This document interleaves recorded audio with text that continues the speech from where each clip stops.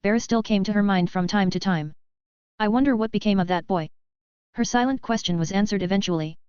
Seeing him on the news as a villain broke her heart, leading to her crying in front of her son. Something that she didn't quite like to do. Still, now, everything was better. As Bear was revealed to be a productive member of society. And Inko couldn't have been more pleased. She even went to the point where she asked Izuku to invite him to their house for dinner. She wanted to find out more about him, from him. But, even more than that, she wanted to see if the child still remembered her. Although, Izuku was feeling quite awkward about that invitation. How exactly would he approach the insectoid hero? Would he even accept? Would he laugh at it? That's just common anxiety at work. Currently, Bear was looking for Lady Nagant. As he had no idea even where to start with her. This must have been the reason the commission assigned him to this particular mission. Even when they branded her as an outlaw and spread her image everywhere, she still didn't appear at all. Actually finding her location would be a risky endeavor. And President Oyama figured that giving Bear this task would be the best way to go. Still, she started preparing the manpower and planning for a different solution. Just in case Bear failed in finding Nagant. Oyama was very much aware that this mission was similar to finding a needle in a haystack. She wasn't even able to find enough information to make things easy for Beru. So, she didn't take this mission as a given success. Even with Beru's strength. Beru already searched through the entirety of Musuda Fu for the duration of a day. But he didn't manage to find anyone with Lady Naganti description and appearance. He ended up just wasting his day flying around and staring at people through the walls of shady buildings. By the end of it, he was banging his head on walls out of boredom. That and cursing Oyama for even considering giving him such a mission. Underscore underscore underscore underscore underscore underscore underscore underscore underscore underscore POV Bear underscore underscore underscore underscore underscore underscore underscore underscore underscore underscore. Really, what the fuck am I supposed to do? Lady Nagant could be anywhere in the country and beyond. It's not like they can oversee all types of transportation perfectly. I'll stop wasting my time with this bullshit and just head back to UA. Toga should also be waiting around in my room at this point. At least I think so, she's still a bit mad at me for not spending all of my time with her. I think she's aware of how selfish and childish her actions are. But I also don't think she can help it all that much. I warped myself back into my dorm. Toga was just sitting at my empty desk and twirling the knife I gave her while staring at the walls. Is this all you do when I'm not home? Yeesh, no wonder she can't seem to spend much time alone. She's not even doing anything even remotely entertaining. Beru. You're back. She jumped out of the chair instantly. Like a startled raccoon, I need to find better comparisons. Obviously, why are you so gloomy? It's pretty clear now that she's no longer mad at me in any way. But seeing her stare at the walls with a bored/sad look in her eyes is a bit depressing. I dunno. I'm just bored, I guess. She put her hands behind her back and tilted her torso forwards. There must be more to it. You've been like this for a while. I mean, it's better to confront her about it. It's clear enough that she's not exactly having much fun. Something's on her mind, something that she is probably afraid to ask about. I need to force it out of her somehow. I don't know. Come on, Toga, you know I'm here for you. Why are you so hesitant all of a sudden? I started patting her head while speaking. A bit of coaxing should do. Oh, okay. Beru. I want to kill someone. She looked down as if she's ashamed or something. All of the people in my class, the teachers, everyone around us. No, even you. I get along with everyone so well. But I can't help it. I want to kill them. I want to take their blood and transform into them. There it is. The old one too. I can at least somewhat relate to her. Well, not the blood part. But there was a point in my life where I was so obsessed with fighting that I wanted to fight and kill everyone around me. Friends, foes, family, no one was out of my range. In the end, I grew out of it. I stopped taking much pleasure in fights in general. It became boring. The danger is only appetizing for people that have only lived a peaceful life. For me, it was a day-to-day occurrence. At least until I came to this world, and I had to go through all of that again. It passed much quicker this time though. I stopped caring much after finding out that All Might is quite literally the strongest man alive. I reached the same point that I was at in my previous life. Maybe my experience can help her somewhat. That's natural. She immediately snapped her head up and looked me in the eyes. Her large eyes widening a bit as she did so. So that's the way you are. You can't help it now, but you won't be like that forever. I was once in a similar situation. She looked at me with the same wide eyes. She's completely concentrating on my words. How? You seem just fine. She said in a hushed voice, her eyes narrowing a bit, seemingly in disbelief and suspicion. Does she really think I am perfect or something? Why would I bother lying to her about something like this? To fight and kill, the desire to fight and kill everyone I met, it was an animalistic wish,